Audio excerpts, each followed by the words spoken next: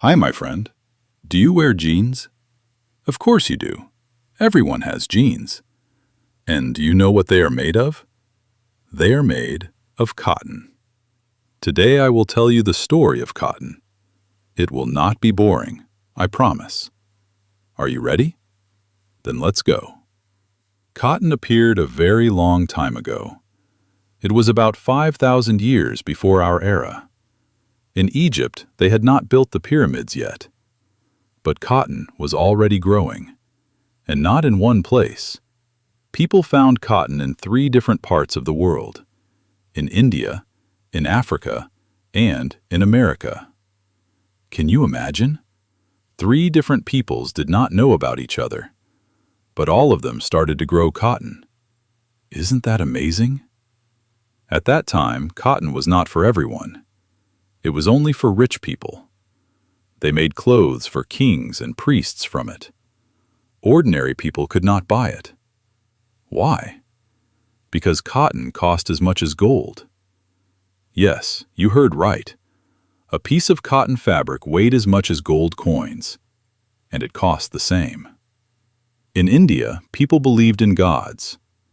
One god wove clothes for himself from cotton, from sunlight. A beautiful story, right? In Africa, they thought differently. There, they believed in a spider. People said that the spider wove the first thread, and after that, man learned to make fabric. In America, the Indians called cotton a gift from the sun god. 3 different places, 3 different stories. But everywhere, cotton was something magical. Agree, this is interesting. And now the question: when do you think Europeans learned about cotton? Very late. Europe did not know about cotton for a long time. It was too cold there. Cotton does not like cold.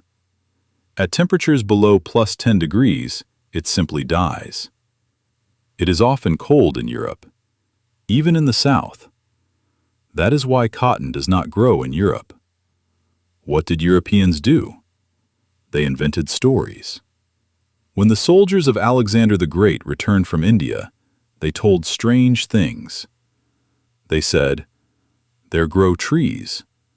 Real wool grows on these trees, like on sheep." People believed it. And would you believe such stories? Probably not. But then people believed. And this legend lived for a very long time, more than 1,000 years. Then the Arabs came. They brought cotton to Spain. It was in the 9th century. Then to Italy. Europeans finally saw real cotton, and they understood. There are no sheep. There is just a plant. This is boring, but it is true. Don't you think so? Europeans quickly understood the main thing. Cotton is not just fabric. Cotton is money. Very big money.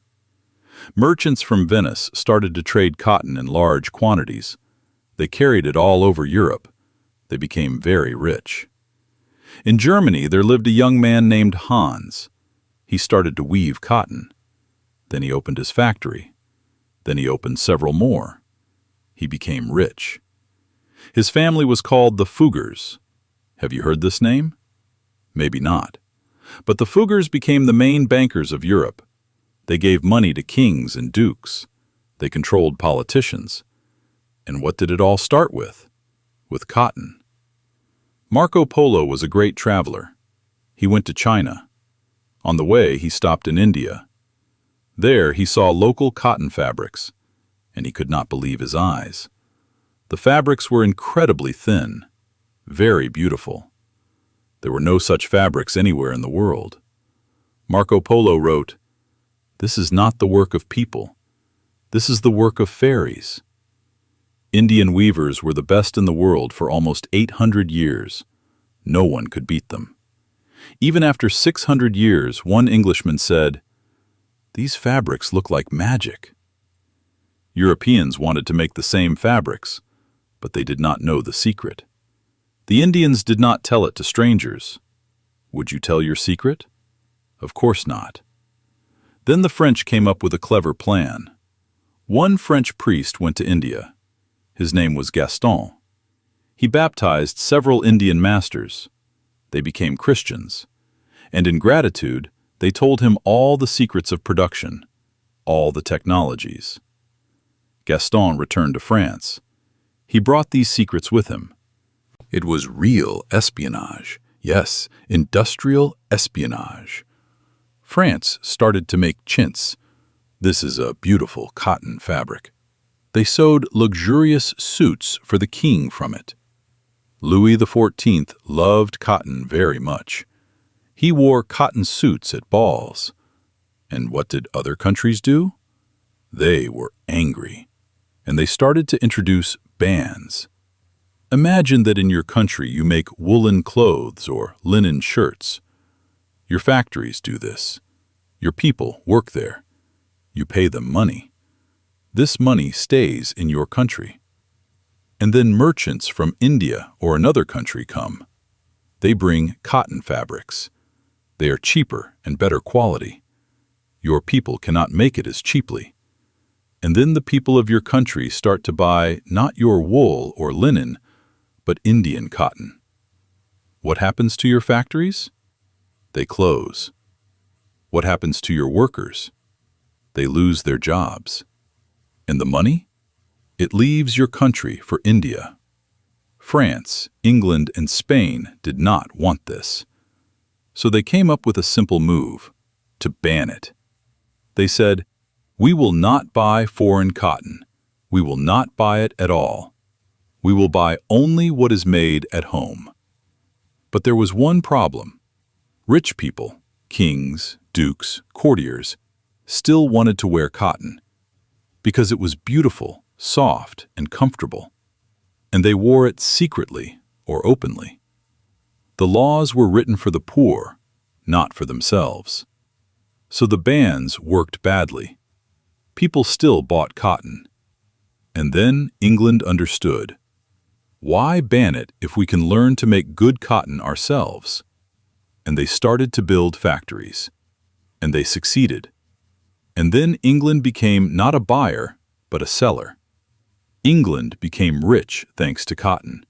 Not coal, not steel, but cotton. The first real factory in the world made cotton fabrics. Richard Arkwright built it. At first, water turned the wheels. Then coal replaced water. The machines worked faster and faster. The city of Manchester was called the Cotton City. In English, Cottonopolis. There were many factories there. The air was dirty from smoke, but money flowed like a river. From Manchester, the fabrics were taken to Liverpool, and from Liverpool to other countries of the world. But not everyone was happy. Weavers worked by hand. Their fathers and grandfathers also worked by hand. It was a family business. And then machines came. Machines worked faster. They made fabric cheaper. What happened to the weavers? They lost their jobs. They could not feed their children. What do you think they did? They started to break machines. They burned factories. Real riots began in England. It was a small civil war. A war of people against machines. The government responded very harshly. The destruction of machines was declared a crime. The punishment was the death penalty. In 1813, 17 people were executed. Other rioters were sent to Australia. At that time, Australia was not a resort. It was a huge prison for criminals. Now let's talk about America, the middle of the 19th century. 61% of all American exports was cotton, more than half. Why did this happen? First, the climate. It is very warm in Georgia and Mississippi. Cotton loves warmth. Second, the Americans invented a clever machine. It was called the cotton gin. Before, to clean one bale of cotton, 600 hours of work were needed. The cotton gin did it in 12 hours. The speed increased 50 times. This is incredible. But there was a third reason. People don't like to talk about it, but I will say it. It was slavery. Yes, slavery. Slaves worked on cotton fields. They picked cotton from morning to night. It was very hard work and very dangerous. But without slaves, there would be no American cotton miracle. Researchers calculated slavery was a profitable business. It would remain profitable even in the 20th century. This is a sad truth, but it is the truth. In the South of America lived planters. They had huge cotton fields. They had hundreds of slaves. They were very rich. They invented the concept of King Cotton.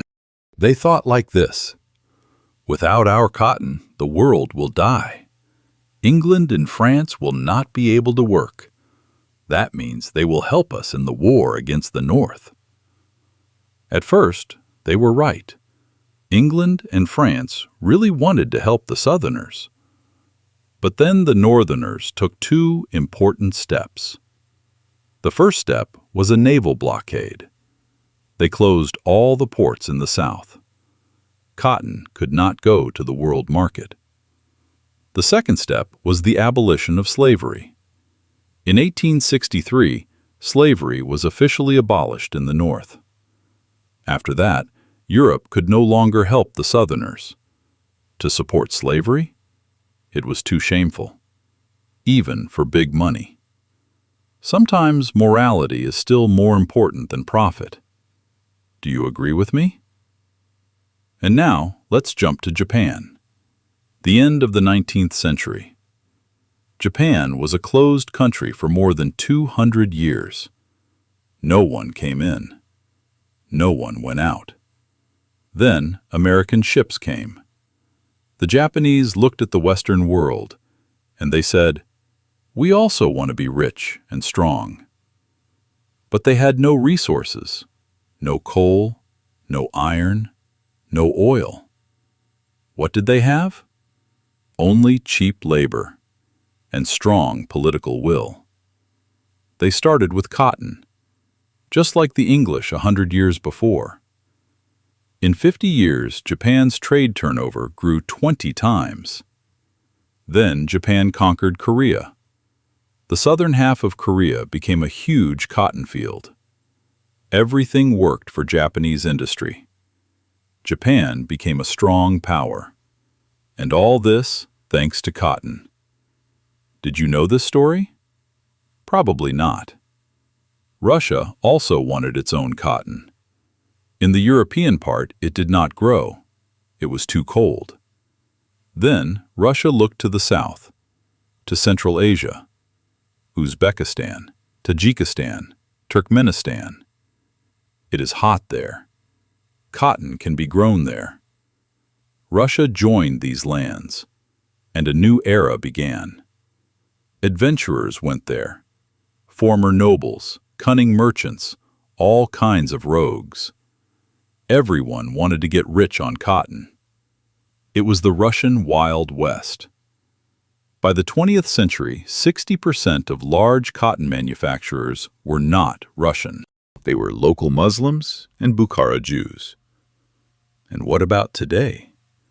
Today, everything is arranged differently. Cotton is controlled not by empires and not by kings. Big corporations control cotton. Factories move from one poor country to another. They look for where labor is cheaper. The problems have not gone anywhere. In some countries, children still pick cotton. This is wrong. This is bad. But this is reality. But you know what?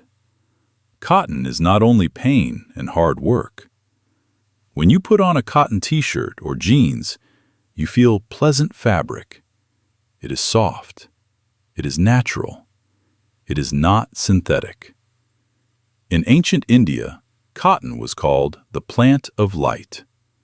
A beautiful name, right? Will cotton lead us to a bright future? I don't know, but I want to believe in it. And you?